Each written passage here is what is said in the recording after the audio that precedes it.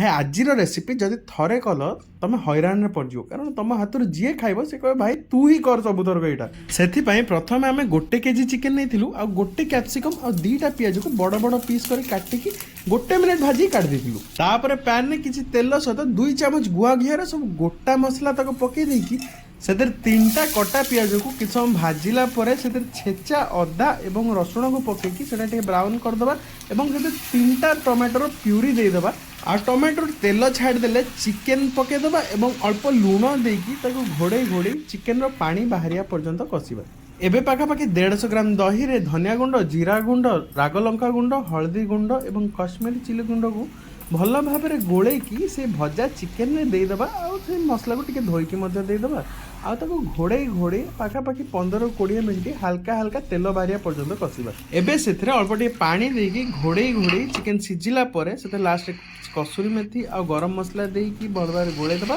आ last से भजा पियाज और कैप्सिकम सहित 3टा कंचा लंका पकईदेबा और 5 मिनिट पर किसी धनिया पत्र पकईकी रेडी करदेबा आमर चिकेन दो प्याजा। वीडियो भल लगे लाइक बटन को गुलु गुलु कर दिए और शेयर करने को भूलबनी।